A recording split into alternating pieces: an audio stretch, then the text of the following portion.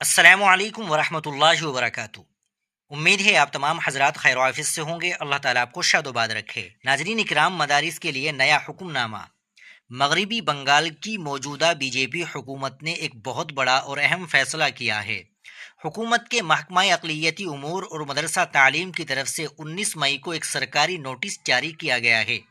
اس notice کے مطابق اب مغربی بنگال کے تمام مدارس، چاہے وہ سرکاری ہو یعنی حکومت سے مدد لینے والے ہو یا بغیر سرکاری مدد کے چلنے والے نجی مدارس ہو، ان سب میں صبح کی پڑھائی شروع ہونے سے پہلے جب سب بچے دعا کے لیے جمع ہوں گے تو وہاں وندے ماترم گانا لازمی یعنی فرض کر دیا گیا ہے۔ حکومت نے صرف یہ قانون بنایا ہی نہیں بلکہ اس پر سختی سے عمل کرانے کا فیصلہ بھی کیا ہے۔ مشہور انگریزی اخبار دا ٹیلی گراف کے مطابق تمام مدارس کو یہ حکم دیا گیا ہے کہ وہ وندے ماترم گانے کے بعد حکومت کو ایک باقاعدہ رپورٹ بھیجے جس میں یہ ثابت کیا جائے کہ ان کے مدرسے میں اس قانون پر عمل ہو رہا ہے۔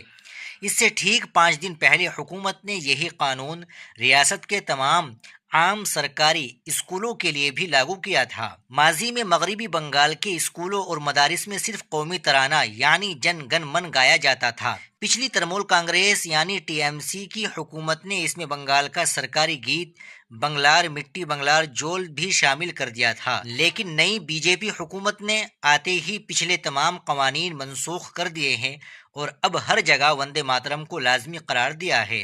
اس پورے معاملے میں سب سے بڑی بحث اس بات پر ہو رہی ہے کہ رواں سال 28 جنوری کو مرکزی وزارت داخلہ نے ایک نیا قانون بنایا تھا۔ پہلے سرکاری تقریبات میں وندے ماترم کے صرف پہلے 2 حصے ہی گائے جاتے تھے، لیکن نئے قانون کے مطابق اب اس کے تمام 6 بند گانا ضروری ہے۔ وندے ماترم گیت کے آخری حصوں میں ہندو دیویوں جیسے درگا، لکشمی اور سرسوتی کا ذکر آتا ہے اور ان کی تعریف کی گئی ہے۔ مسلم برادری اور علماء کا یہ موقف ہے کہ اسلام کے عقیدے کے مطابق اللہ کے سوا کسی کی عبادت کرنا یا کسی اور کے سامنے سر جھکانا جائز نہیں ہے۔ اسی وجہ سے مسلم تنظیمیں اور مدارس اس پورے گیت کو گانے سے گریز کرتے تھے، لیکن اب حکومت نے اسے لازمی قرار دے دیا ہے۔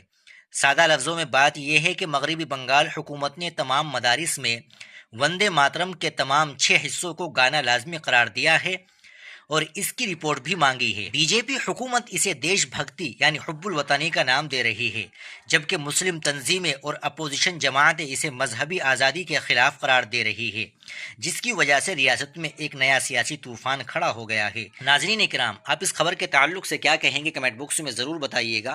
ویڈیو کو لائک اور شیئر بھی ضرور کر دیجیے گا۔ آپ ہمارے چینل پر نئے ہو تو چینل کو ضرور سبسکرائب کر لیجیے گا۔ ملتے ہیں انشاءاللہ اگلی خبر کے ساتھ۔ السلام علیکم ورحمۃ اللہ وبرکاتہ۔